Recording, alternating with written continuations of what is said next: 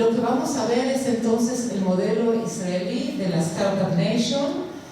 Y antes de empezar les quiero dar en breves, muy pocas palabras, lo que es el ecosistema de innovación de Israel. ¿Qué elementos tiene? A ver, esto. Tenemos universidades. Dentro de las universidades están universidades como el Technion, que es a nivel de MIT. Tenemos la Universidad de Ben Gurion, que está en el sur del país. O sea, hay muchas universidades de muy alto nivel con premios Nobel dentro de las universidades. Tenemos lo que son las incubadoras y las aceleradoras. La incubadora no es lo que uno conoce acá como la incubadora de las universidades, es otro concepto, si nos da tiempo lo voy a explicar. Tenemos las autoridades públicas que tienen un peso muy fuerte en Israel, en el apoyo a todo lo que es el emprendimiento y han ayudado a que el emprendimiento crezca y salga adelante. Tenemos, y este es un tema muy importante que sí voy a tocar, son compañías multinacionales que vienen a Israel buscando tecnología, buscando innovación, y tenemos, aquí dice 280, hoy en día ya más de 300. Hola. Entre ellas son Microsoft, Apple, PayPal. Las más grandes están ahí en Israel, y no solo tecnológicas, sino que tenemos Nestlé, tenemos farmacéuticas, tenemos de todo tipo que están buscando esto, lo que vamos a ver, la innovación. ¿Qué tiene Israel disruptivo que ellos se pueden llevar? Tenemos también recursos, todo lo que está aquí, el tema de Venture Capital, fondos, ángeles, inversionistas. Este es el tema que es el fuel, la gasolina para darle al emprendimiento. Y tenemos otro elemento que es el ejército. También vamos a hablar de eso porque tiene un papel muy importante dentro del ecosistema de Israel. Esto es el ecosistema israelí, es un tema muy importante. Estas flechas, lo que tiene Israel, y es único en su forma de interactuar, es estas relaciones que hay entre estas distintas instituciones. México tiene universidades, tiene autoridades públicas, tiene compañías. La mayoría de los elementos están en cualquier ecosistema. Lo importante es cómo se interrelaciona este ecosistema, y de eso vamos a hablar también un poco. Ok. Este libro, me imagino que algunos de ustedes lo conocen, otros ya lo han leído. Es lo que le dio el nombre a Israel de la Startup Nation. Este libro está en español. Los puntos que te pongo acá, algunos de ellos están en el libro, y nosotros vamos a tocar la mayoría de ellos, y además vamos a poner de nuestra experiencia. Pero lo que el libro trata de hacer es tratar de explicar cómo Israel fue y se creó como un foco de innovación a nivel global, a nivel mundial.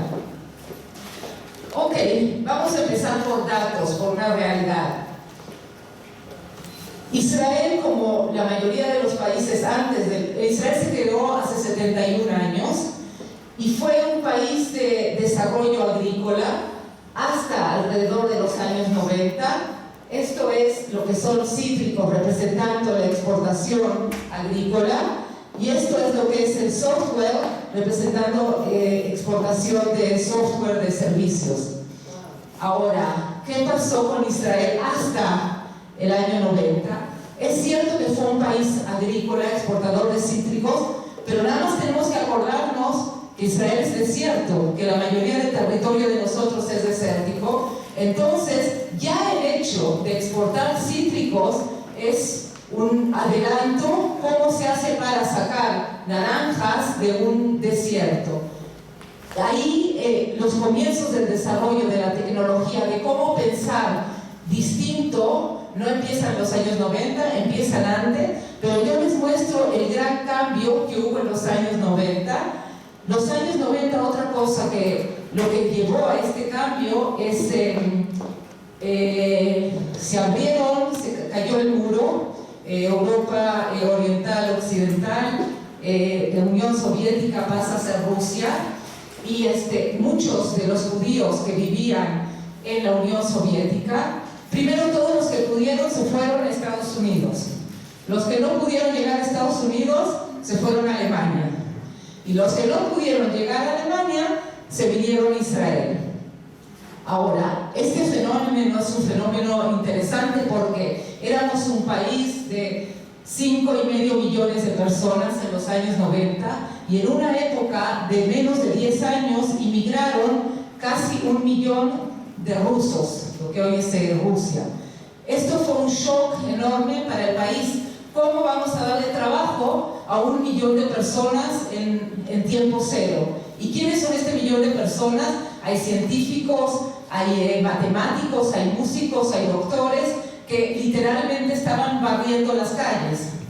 Acá es donde entra el gobierno, la autoridad hoy lo que se llama la autoridad de innovación, que es el área del Ministerio de Economía, decide que va a hacer programas de emprendimiento. ¿Por qué? El que no tiene trabajo es un emprendedor, es el que tiene que crear sus nuevas empresas. Y ahí es donde se empiezan a formar los primeros programas de incubación tecnológica, con un sentido muy interesante que es público-privado. Y este compuesto entre público-privado es lo que da un empuje muy fuerte a la innovación, que es lo que nos lleva a donde estamos hoy en día. Uno de los elementos. Ok, ahora quiero dar un contexto político-geográfico de lo que es Israel. Esto es, ¿sí? Ok, esto es México, vean ese puntito, esto es Israel. Ahora, este pequeño pedazo tan chico es una población, como dije, de hoy, es de casi 9 millones de personas, y un área que es como una colonia de la Ciudad de México. O sea, ¿cuánto hay en la Ciudad de México? 22 millones, 20 millones. Estamos hablando de 20 millones comparados con casi 9 millones, un área que es como una colonia, una delegación. Esto es lo que habla Israel. ¿Cuánto? 28 30 millones, sí. Ok, me quedé hace 10 años en 22. Ok, o sea, eso es lo que estamos comparando, el área de la Ciudad de México con lo que es todo el país, y con el nombre y los desarrollos que tenemos hoy en día en Israel, comparado a lo que pasa piensen en una delegación, la delegación Hidalgo, Naucalpan, no sé los tamaños. Eso se ha desarrollado tanta tecnología en una sola delegación. Pero ¿por qué les platico además de esta realidad? Para un poco ubicarlos, este es el mar Mediterráneo, ¿sí? Hacia aquí está Italia, España, Grecia. Este es el mar Mediterráneo. Aquí abajo tenemos Egipto, aquí Jordania, aquí Siria. No sé si alguien quiere ir a visitar Siria estos días, no es buena idea. Y aquí tenemos el Líbano. ¿Qué quiero decir con eso?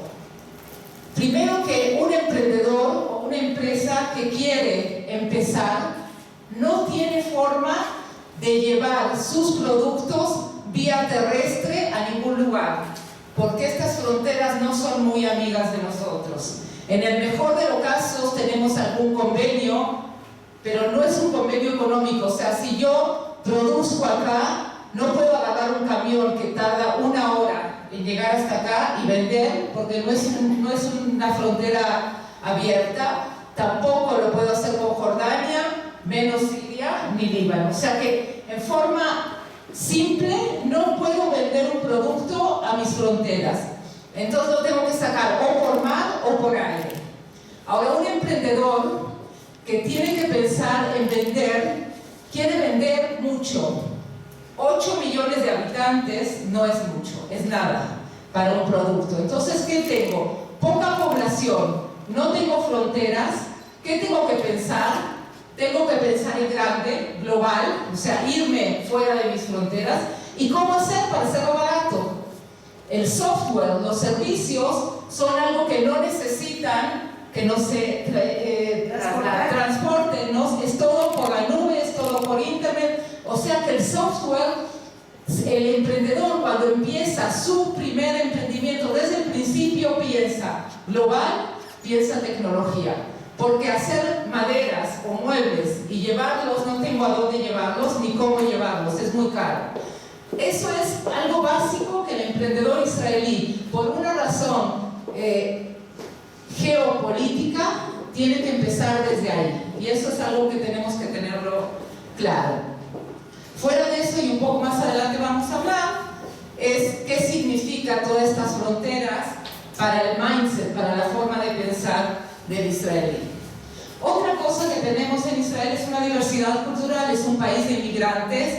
El país en el 48, cuando se creó, vinieron inmigrantes de Europa, de África, de Turquía, de Irán, Irak. O sea, hay una diversidad cultural para bien y para mal. Una de las buenas resultados, ya iba a pedir a alguien que me ayude, uno de los buenos resultados es, por ejemplo, vienen inmigrantes de Estados Unidos. Estos inmigrantes que llegan de Estados Unidos llegan con un network, con una cadena de relaciones muy fuertes con el lugar donde vienen. Este network les va a servir para desarrollar los negocios más adelante, otra vez, fuera del país, no en Israel, sino fuera del país. Esta diversidad cultural también nos ayuda a ver diferencias y aprender de las diferencias. Ok, otro tema que a Israel lo diferencia y lo hace sobresalir con otros países es el nivel educativo en tecnología. Estos números, me falta educación en áreas tecnológicas y ingenieros y técnicos. La estadística dice que dentro de 10.000 personas, 140 personas en Israel son ingenieros o técnicos, en comparación relativa con lo que pasa en Europa, Japón, Alemania. O sea, en proporción a la población de Israel, hay muchos más ingenieros que lo que hay en estos países tan desarrollados como Estados Unidos, Japón y Alemania. Y con todo eso, hoy en día tenemos un déficit de ingenieros. Las universidades no dan abasto, hay tanta necesidad. ¿Se acuerdan que vimos Microsoft, Apple, todas estas empresas? Ingenieros. Y ya no hay suficientes ingenieros en Israel y tienen que traer de afuera. Está muy bien pagado, además, ingenieros están muy bien pagados. Y además, les doy un ejemplo de mi caso, que soy alguien normal dentro de la población. Mi esposo es ingeniero, mi hija es ingeniera, mi yerno es ingeniero, otro yerno es ingeniero, el nuevo que está ahora por empezar a estudiar también quiere estudiar ingeniería. Es una carrera que es interesante, hay trabajo y les gusta, los jóvenes buscan para entrar en estas carreras. Preguntas, comentarios. Ok. Hablamos también un poco del gobierno, cuál es el papel del gobierno dentro del ecosistema de emprendimiento de Israel. Y lo que el gobierno tiene muy claro de que una empresa de alta tecnología, una empresa innovadora, una empresa que va a traer una idea disruptiva, en muchos casos, no todos, pero en muchos casos empieza con la universidad, con la investigación, lo que es la investigación aplicada. Esta investigación aplicada pasa por procesos que llega a ser de la investigación, pasa por incubación, de incubación se crean las startups, la startup va a crecer, va a ser empresas que necesitan recursos de distintos lugares, sigue siendo una empresa de investigación y desarrollo, y al final lo que buscan estos nuevos desarrollos es el exit. El exit significa que viene uno de estos grandes monstruos, que es Google, o que es Facebook, o cualquiera de las grandes multinacionales, y las compran, las absorben. Cualquier startup de Israel, o uno le pregunta a un muchacho de 17 años inclusive, ¿qué quiere hacer? Yo quiero hacer mi startup. ¿Para qué quieres hacer tu startup? Para que venga Google y me compre. O sea, ya está dentro del mindset del emprendedor israelí que quiere hacer algo rápido, muy bueno, y que se lo compren por mucho dinero.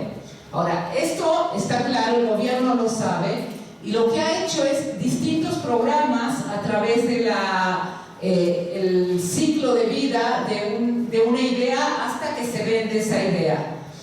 Y lo que ha hecho es programas, sobre todo en esta área, que es lo que se llama el Valle de la Muerte.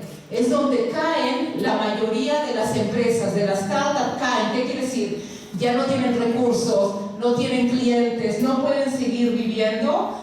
Entonces el gobierno ha creado este tipo de programas. Uno de ellos es el que mencioné antes, que son las incubadoras tecnológicas, y que ha tenido mucho éxito. Hoy en día siguen habiendo estas incubadoras tecnológicas. Hace 2 semanas se creó, salió a concurso una incubadora tecnológica en el área de food tech, tecnologías en la alimentación. Y ahí entró 2 empresas muy grandes de Israel, una es Nuba, que es la empresa de lácteos, y entran de esto con socios como la parte privada, también inversionistas, fondos de inversión. Outcrowd es quien entró en esto, y empresas de afuera, internacionales. Entonces, tenemos el gobierno que apoya en cada una de estas etapas del desarrollo de las empresas, y aquí abajo tenemos ya lo que es la inversión privada, que está muy desarrollada en Israel en cuanto a cómo dar recursos a estas empresas que crecen. Ok. Hablamos un poco del gobierno, hablamos de educación, hablamos de diversidad cultural, hablamos del tema geopolítico, y ahora quiero tocar un tema que es básico también, y eso sí es único de Israel, que es el papel que tiene el ejército de Israel en el desarrollo de las empresas, el emprendimiento. Primero que nada, aquí en hebreo dice Tzva Haganah Israel, que la traducción es Ejército de Defensa de Israel. Y es importante decir que el ejército no es un ejército que busca a quién conquistar, no es un ejército de conquista, es un ejército de defensa. Y así se transmite a los soldados y a sus oficiales. Eso es lo que tiene en mente. Ahora, es cierto que somos de defensa, y se acuerdan el mapa, necesitamos estar en constante defensa, y tiene que ser un ejército de calidad comparado con cantidad de enemigos que tenemos a nuestro alrededor. Y esa calidad se ve en las unidades que hay, las distintas unidades del ejército, y les voy a hablar de dos unidades en especial.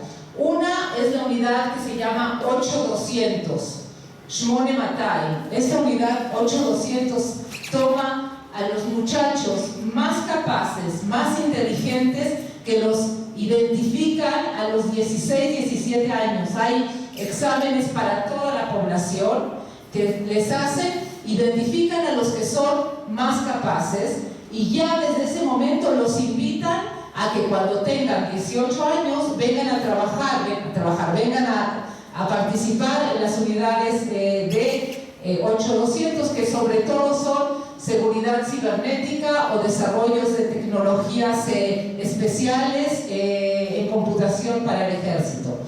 El ejército es obligatorio para hombres y mujeres, de los 18 a los 21 años los hombres, las mujeres de los 18 a los 20 años, y todo el mundo está obligado a hacerlo. Hay excepciones, pero como el gobierno obliga a cada muchacho a participar. Entonces, uno es estos muchachos que entran a estas unidades especiales de seguridad cibernética, y en 3 años salen siendo especialistas a mejor nivel, porque hablamos de calidad, para desarrollar nuevas tecnologías en computación. ¿Quién los busca estos muchachos cuando salen del ejército a los 21 años? Las empresas. Ahí está Facebook pagándoles $5,000, $6,000 por mes a un muchacho de 21 años. ¿Por qué? Porque son muchachos que cuando estuvieron desarrollando también les enseñan lo que es la responsabilidad, les dan presupuestos muy grandes que manejando presupuestos, desarrollando tecnologías. En 3 años, muchachos brillantes llegan a tener muchas cualidades que estas empresas están buscando. Están atrás de ellos. Muchos de ellos realmente no estudian y enseguida empiezan a trabajar. Otros sí estudian. ¿Y qué estudian? Carreras tecnológicas. Carreras tecnológicas, sobre todo ingeniería. La ingeniería más solicitada es la electrónica. Después está software de computación, pero lo que más... Entonces dije que iba a dar 2 ejemplos. Este es uno. Y el segundo ejemplo es el grupo de los paracaidistas. ¿Y por qué hablo de los paracaidistas? Porque mi hijo está ahora en la unidad de paracaidistas. Pero, ¿qué es lo que tiene de especial? Las unidades tienen unidades especiales que preparan a los muchachos para que sean capaces de estar en situaciones muy difíciles y puedan salir de ellas en forma bien y sobre todo salgan con vida. O sea que los preparan para lo peor. Piensen que un muchacho que lo prepararon así, después sale a ser emprendedor. ¿Qué es para él que tenga que ahorrar o que buscar soluciones o ver cómo desarrollar su tecnología? O sea, están ya preparados mentalmente y físicamente, porque no les cuento mi hijo cómo corre con un peso de 30 kilos arriba y 40 kilómetros, que eso es lo que hacen. Ya dejo físicamente, pero eso hay que estar mentalmente preparado, y para eso los preparan. Entonces, no solo, por un lado, están las unidades especiales de desarrollo en tecnología, y por otro lado, lo que el ejército los hace vivir a estos muchachos y muchachas, después los ayuda en el emprendimiento. Y otro punto muy importante que el ejército tiene y que ayuda después al emprendedor es el trabajar en equipo. No es fácil, no es obvio, pero estos muchachos van en grupos, pequeños grupos, y uno se tiene que ayudar al otro para poder hacer mejor ejercicios, para salir adelante. Este trabajo en equipo es algo básico que se necesita cuando uno quiere crear una startup, cuando uno quiere crear un buen producto, cuando uno quiere salir adelante con una idea innovadora. Es otro elemento que el ejército ayuda. Disciplina también es cierto que es un punto básico, y que esta disciplina los ayuda después, más adelante, a llevar sus negocios totalmente. Gracias por el comentario.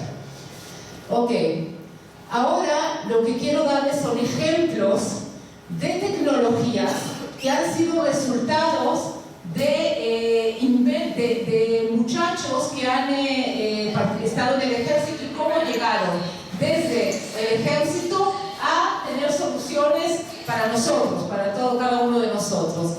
Esta se llama PillCam, es la pill como píldora, una cámara. Me imagino que muchos de ustedes la conocen. Es esa cámara, esa píldora que nosotros digerimos, la pasa por el intestino, tiene una cámara, que esa cámara lo que hace es transmite señales a un receptor, y ese receptor es el que hace el análisis de lo que tenemos a través del intestino, y después se desecha.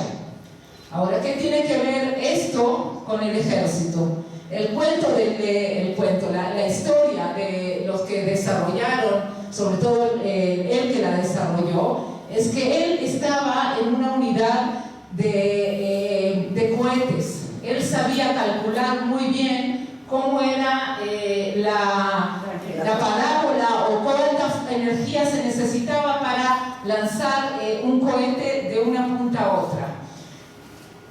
Él terminó el ejército, estudió, se fue a trabajar unos años a Estados Unidos. En Estados Unidos tenía un vecino que también era de Israel, y el vecino era médico, y el vecino le dijo, mira, tú que vienes del ejército y que son tan inteligentes ustedes, yo soy médico y me gustaría que haya una solución que no sea tan intrusiva, porque la endoscopía es una invasiva. Necesito que, a ver si se te ocurre algo que puedes hacer. Se lo dijo, lo platicaron un par de veces, este muchacho se quedó con el gusanito, regresó a Israel y trabajó para una empresa, la empresa más grande de Israel de armamento, se llama Rafael, y ahí también con el tema de cohetes, pero siempre le quedó, ¿qué puedo con el conocimiento que yo tengo y el que estoy ahora más adquiriendo, puedo desarrollar, que tiene que ver con lo que me dijo este amigo? Y lo que él investigó, después de también hacer estudios y tomar muy en serio el tema de cómo estábamos el intestino, lo que él entendió es qué fuerza necesitaba para que cápsula se digiera, y que en qué momentos podía transmitir, iba a tener más energía para transmitir y en qué momentos no, a dónde tenía que llegar para transmitir mejor. O sea, usó todo su conocimiento que había adquirido desde el ejército, el lanzamiento de cohetes, para poder desarrollar esta pequeña píldora, y tuvo que esperar unos años hasta que se desarrolle una cámara de tamaño tan pequeño que se pueda introducir en la píldora. Pero estos son ejemplos de desarrollos que empiezan cuando tienen 20 y tantos años, y él al final le tardó casi 7 años en desarrollar esto. Esta empresa la compró una empresa americana, y ahora les voy a mostrar un poco en cuánto dinero y cómo es, cuánto la compró. Otro tema, pero no sé si vamos a tener tiempo, lo voy a decir muy rápido, es WaterGen, es otro desarrollo que se hizo también con conocimientos del ejército. Es cómo hacer agua del aire, cómo podemos sacar aire de agua del aire. En principio no es tan complicado, porque el aire acondicionado es del aire acondicionado cae el agua, el aire que está lo tira, pero lo que ellos hicieron es una patente para filtrar esto y que sea agua potable. Y la idea es un emprendimiento social, porque esto lo que quieren es que llegue agua a cualquier población que no tienen cañerías o que van los niñitos cargando con los baldes de agua. Este es WaterGen. Hay en México ya, esta empresa ya está en México, en varios lugares. Y estos son rápido varios ejemplos de otras tecnologías de Israel. No sé si sabían que el tomate cherry es un desarrollo israelí que empezó con la universidad. El SanDisk, que es la memoria portátil, es un invento israelí que lo compró la empresa SanDisk. Mobileye es uno de los casos últimos de que se vendió esta empresa, la compró Intel, como les dije, se desarrolla de la universidad, se hace cada vez más grande y vienen estos monstruos como Intel y la compran. Mobileye, estoy segura que ustedes la mayoría la conocen, son los sensores que hay en los coches. Cuando uno se acerca demasiado a una persona, hay un bip que es una alarma o cuando uno se pasa de carril. Esos son sensores, toda esa base de sensores. Ellos son los que ya han desarrollado coches autónomos, Mobileye. ¿Y por qué lo compró Intel? Porque Intel está teniendo problemas si sigue solo desarrollando los chips, ya tiene demasiada competencia, y ahora quieren entrar todo el tema de sensores e inteligencia artificial. Esto es otro elemento que tiene que ver con ecosistema de Israel que está muy desarrollado, y es el ecosistema de financiamiento. Como les dije, dinero es necesario para crear empresas, todo lo demás. Hay todo un sistema ya muy engrasado en Israel de cuánto dinero se da, quiénes dan esos dineros y en qué etapa de la empresa se le da. Al principio es la época de la incubación, que se necesita relativamente poco dinero. Después viene lo que se llama la inversión semilla. Después hay varias series y estos son inversiones. Ahora, es importante, a diferencia de lo que el gobierno en muchos de los países de América Latina da lo que se llama fondo perdido, Israel casi no da a fondo perdido, no invierte en empresas para que ese dinero, si se acaba, no hay que regresarlo. En la mayoría de los inversiones que hace el gobierno, pide a la empresa que le regresen la inversión que se les dio. Lo regresa en caso que le vaya bien, o sea, si tiene ventas lo tiene que regresar, si es que muere la empresa no, pero lo motiva mucho para que pueda, para que regrese ese dinero y le da todo el ecosistema para que tenga éxito y pueda regresar. Eso quiere decir que el dinero regresa al ejército, al gobierno. Ahora, eso es lo que estamos hablando de recursos de gobierno, pero todo lo que hay aquí, todo esto, desde aquí, o sea, las cantidades fuertes de dinero son privados, son inversiones privadas. Y los privados lo hacen porque les conviene, porque es un buen negocio. La inversión es un negocio. En México, en los últimos años se está desarrollando mucho el tema del venture capital, que es invertir en tecnologías nuevas. ¿Qué quiere decir invertir en tecnologías nuevas? Yo le voy a invertir a una empresa, le voy a dar $1 millón y me voy a quedar con un 30% de la empresa. Pero ¿cuándo lo voy a hacer? Cuando yo creo que ese $1 millón que yo puse por un 30% de la empresa, en 3, 4, máximo 7 años, se va a convertir en 7 millones. O sea, invertí 1 y en 7 años se va a multiplicar por 5 o por 7 en muy poco tiempo. Eso es lo que todos estos señores están buscando. O sea, nadie lo hace porque es bonito, sino porque hay una inversión atrás de esto. Y la mayoría de este dinero no es israelí, empezó siendo la mayoría americano, hoy hay chino, hay de India, hay dinero de todo el mundo que está llegando a Israel.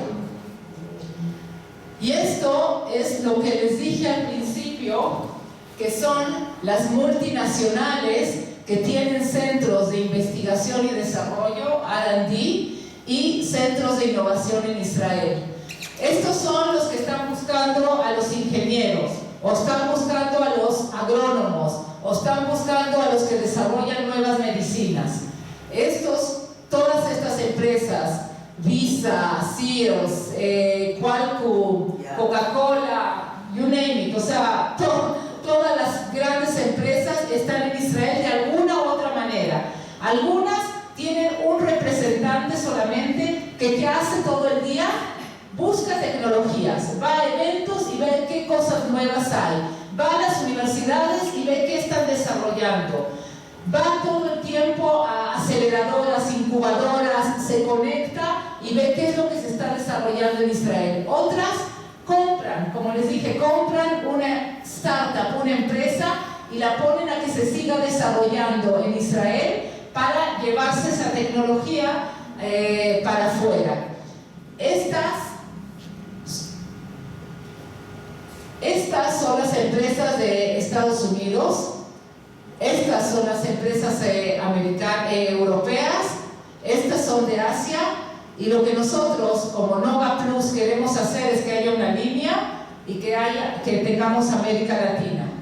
Dentro de América Latina ya tenemos 3 grandes empresas que están en Israel trabajando muy fuerte. Una es NextChem, que compró a la empresa Netafim. NextChem es empresa de químicas, de desarrollos químicos muy grande, mundial, de mexicana, y que compró a la empresa que desarrolló el riego por goteo, que se llama Netafim. Lo compró hace un año, fue una compra muy grande. Esta empresa Netafim, del riego por goteo, es un kibutz que desarrolló esta empresa. Otra que hay en Israel es Cemex. Todos conocen a Cemex. Cemex compró también a una empresa israelí que se llama Readymix y tiene un centro de innovación en Israel que con eso está buscando en el área de construcción cómo pueden desarrollar, y está Bimbo. Nosotros tenemos la suerte de ser los que estamos representando a Bimbo en Israel y buscando tecnologías para ellos. Pueden ser tecnologías en el área de alimentación, o pueden ser tecnologías en el área de logística. Cada vez nos piden, son tan grandes que tienen siempre distintas exigencias. Entonces lo que queremos es poner ahora acá abajo empresas mexicanas, brasileras, de América Latina. Esto es lo que les dije, son los centros, que hoy hay más de 300 centros de investigación y desarrollo.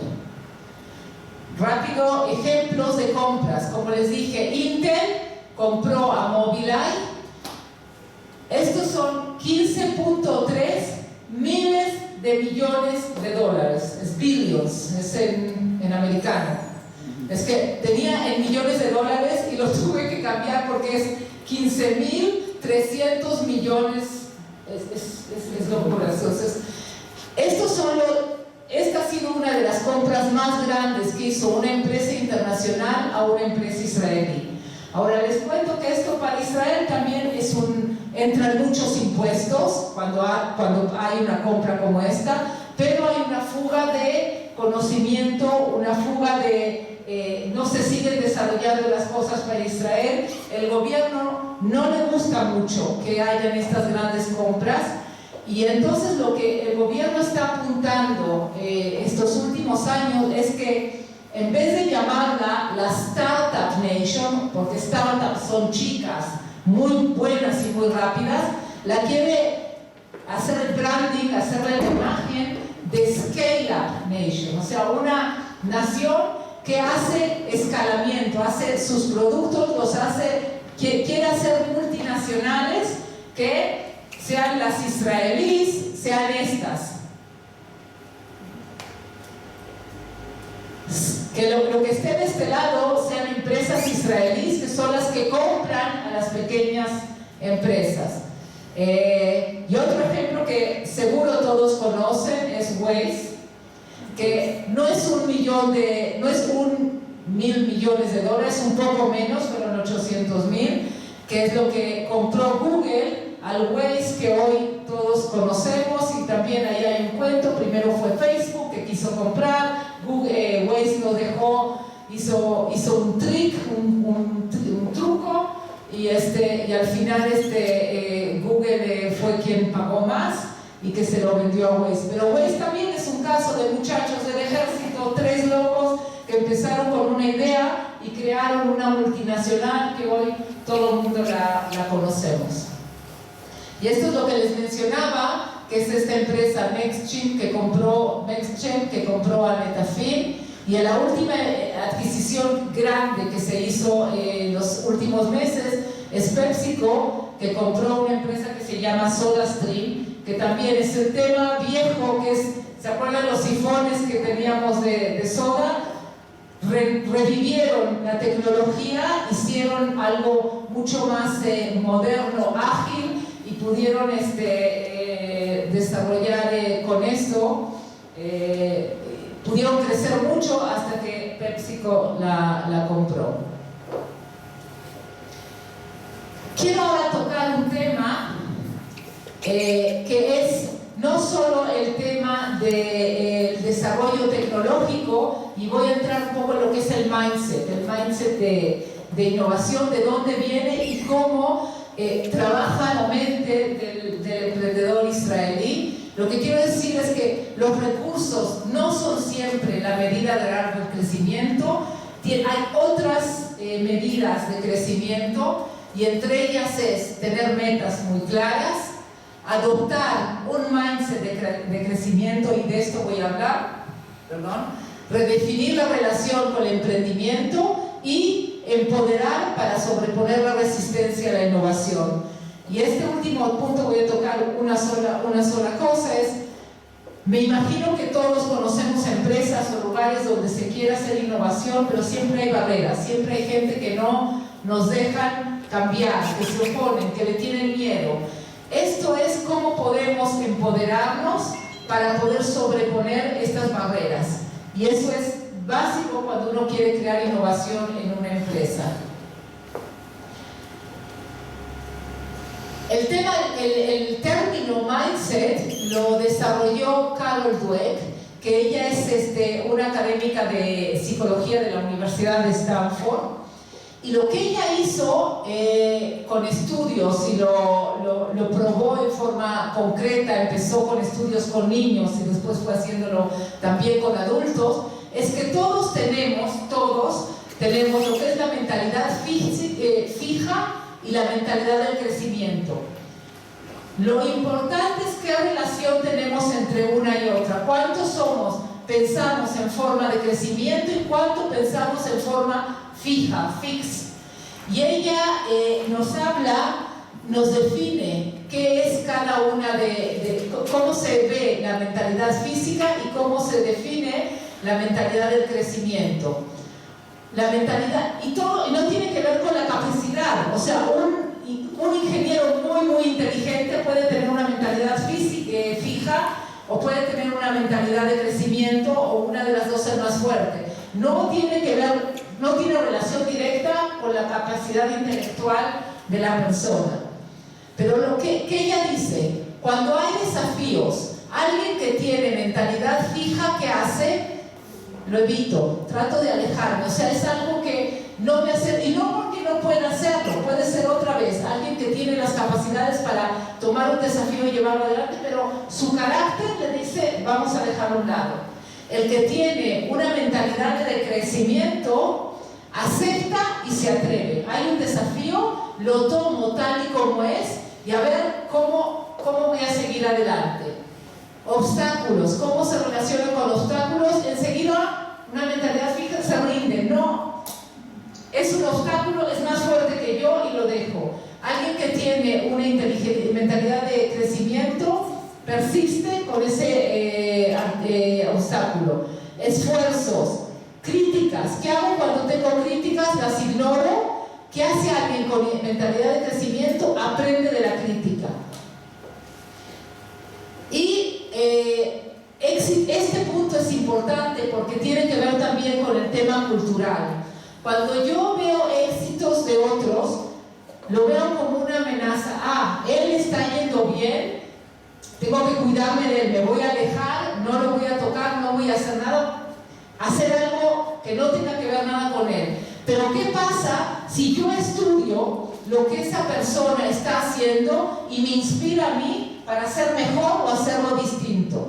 O sea, el éxito de los otros, si lo puedo ver como algo que me puede ayudar a mí, me puede inspirar, es algo que tiene que ver con la mentalidad del crecimiento. El emprendedor israelí tiene esto, lo que es ser, cuando tiene desafíos, es arriesgado, se atreve. El trabajo duro los obstáculos hay que persistir. Y el tema de la resiliencia es un tema que en México se ha tocado y se está tocando cada vez más, porque otra vez es un tema cultural. El tema de la resiliencia es que si me fue mal, si mi primer negocio no salió adelante, ¿qué hago? ¿Hago otro negocio o me empleo en un banco? O sea, soy una persona, un economista o un contador muy bueno, tuve una excelente idea, pero ¿saben qué? No me fue bien. ¿Por qué no me fue bien? Porque hubo una devaluación que no tiene nada que ver conmigo, o porque no sabía cómo mover mi producto no me fue bien. ¿Qué hago? ¿Dejo o aprendo de mi fracaso? Y con este fracaso hago mi próxima empresa y ya voy a saber qué no hacer. Ya soy resiliente. Los próximos fracasos me hacen más fuerte de lo que yo era antes. Y el israelí también eso tiene un poco que ver con el tema del ejército. El ejército hace a los muchachos y las muchachas que sean resilientes. Tienen un fracaso, no les fue bien en un ejercicio, los ponen a todos a hablar sobre ese ejercicio, qué no estuvo bien y qué aprendiste, y otra vez hacerlo, y otra vez hacerlo. O sea, imagínense lo que es subir en 30 segundos a una montaña y no lo hicieron en 30 segundos. Regresen todos, ahora sí, ¿por qué no? Ah, porque había tierra, ah, porque me dolía el pie, ok, ya no te va a doler el pie, ya la tierra que no la vas a sentir. O sea, te hace eso más resiliente para ser más fuerte, y eso te lleva también a los negocios, lo llevas contigo para los negocios. Y ya les hablé del tema de la resiliencia, la creatividad es obvio, y la creatividad, hablando de México, nosotros hicimos un estudio que comparamos la creatividad de un emprendedor israelí y la creatividad de un emprendedor mexicano, y debo decirles que los emprendedores mexicanos no quedan abajo y a veces son mejores en creatividad que el emprendedor israelí. Lo que pasa es que, ¿se acuerdan del ecosistema? Lo que vimos al principio, no es suficiente la creatividad. Necesitamos universidades, necesitamos recursos, necesitamos que se relacionen unos con los otros. Entonces, la creatividad es básica, necesaria, nada más que no se nos olvide que necesitamos otras cosas. Este tema es lo que es el desafío de la autoridad. Hay un estudio que se hizo de Hotzfeld, muy conocido, que es el Power Distance Index, y uno de los elementos que tiene ese índice es la autoridad. Autoridad comparada entre lo que es un jefe, cómo se relaciona un subordinado con su jefe en México, o cómo se relaciona un subordinado con su jefe en Israel, es muy distinta. La distancia que hay entre un subordinado en México con su jefe es muy grande. Uno le tiene pena, tiene la autoridad, cómo le va a decir algo, cómo se va a acercar. En Israel, la distancia que hay entre un subordinado y un jefe es muy chica. ¿Qué quiere decir? El israelí va a ir con su jefe, es casi de iguales. Le va a decir lo que piensa y qué es lo que tiene que hacer y cómo lo tiene que hacer. Muchas veces no tiene razón, pero otras veces sí, y el jefe lo acepta. O sea, también sabe aceptar consejos, opiniones de un subordinado. Y eso es importante para la relación con emprendedores que no tienen pena de ir con alguien de un nivel más alto de él. O sea, voy a ir al banco porque necesito un préstamo. Voy a llegar con el director general del banco y él tiene que entender por qué yo necesito un préstamo y que el interés sea menor. O sea, no tiene pena de llegar con quien tenga que llegar para él. Y esto me lleva a una palabra en hebreo, que es chutzpah. Chutzpah es una palabra que es como una mezcla de audacia, de creerse mucho, con una seguridad en sí mismo, de que yo puedo decirle lo que yo creo y lo que quiero a casi cualquier persona. O sea, una persona que tiene chutzpah tiene la arrogancia y la audacia de ir con cualquier persona. Y esto a veces tiene una connotación positiva y a veces tiene una connotación negativa. O sea, a veces uno se pasa de audaz o de creerse, y eso es malo, se ve mal. Pero por otro lado, eso me deja llegar a quien quiero llegar. El que vaya a leer el libro del Startup Nation, hay un ejemplo de cómo unos muchachos que creían que tenían una solución para Intel, estoy hablando en los años 90, cuando Intel estaba en crisis de cómo desarrollar sus chips y que tengan más memoria y calienten menos, llegaron 3 locos israelíes y le dijeron al director del CTO, el director general de Intel, que ellos tenían la solución. Una persona que tiene a su cargo 500 de los mejores ingenieros del mundo, ellos vinieron con su chutzpah, pensando que tenían la mejor solución, en este caso tal cual, o sea, sí la tenían. No siempre sucede, pero la característica sí ayuda a empujar y seguir adelante. Y hay otros que son, cualquier emprendedor en cualquier país del mundo tiene que ser arriesgado, tiene que ser competente. O sea, si alguien no entiende de lo que está haciendo, no importa si es Israel, México o China, no sirve. Y el trabajo duro, o sea, hay elementos que son más característicos del emprendedor israelí, como el desafío a la autoridad, la chutzpah y la resiliencia, que son están incluidos dentro de la cultura israelí. Ok, y esto me lleva un poco para... Antes de esto quiero ver si hay comentarios, preguntas. Ahorita les doy para sacar foto. Antes de llegar a esto, alguna pregunta, comentario, porque lo que quiero hacer ahora es platicarles en muy breve lo que es el curso que vamos a dar, que tiene que ver sobre todo con los temas del mindset israelí y cómo un empresario, un emprendedor podría llegar a tener. ¿Preguntas? Yo soy una pregunta.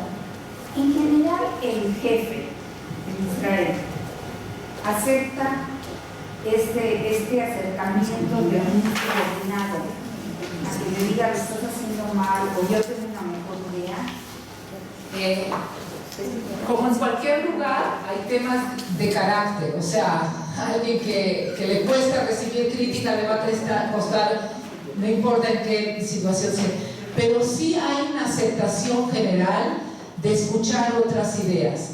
Y, ¿saben? También otra vez regreso un poco al ejército. ¿De dónde viene esto? Cuando somos soldados, todos los soldados vienen. Un soldado es el hijo de un médico que está en el Technion, que es de la mejor universidad, y el otro es el hijo de que tiene una tiendita en la calle de Tel Aviv. O sea, están todos en lo mismo. ¿Y quién puede ser el capitán de estos muchachos? Puede ser el hijo de un doctor o el hijo del que tiene la tiendita.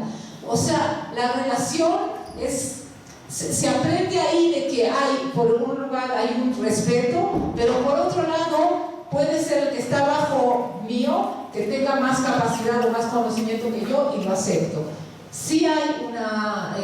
otra cosa que se ve en la cultura, no sé los que han estado en Israel, es muy informal en el buen sentido.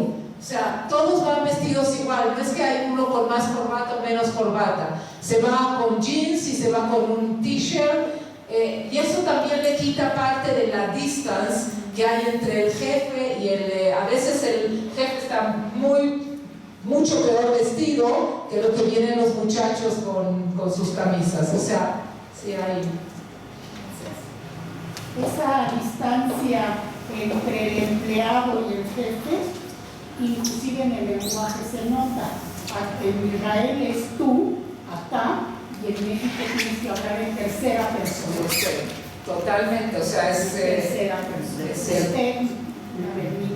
Sí, está muy el tema de también cuando no les pueden dar trabajos que no sean de su... O sea, un jefe, si le va a pedir a un muchacho que es su ingeniero y le va a decir que le haga un trabajo de oficina, él le va a contestar, pero no me estás pagando para eso, me estás pagando para que te haga análisis estadísticos. Y le contesta así del tú por tú. Ahora, a ver cómo lo puede poner en su lugar y decir en este momento necesito que hagas esto y ya, siéntate. Pero sí, pero el otro viene y le contesta, o sea, estamos... Sí. Ok.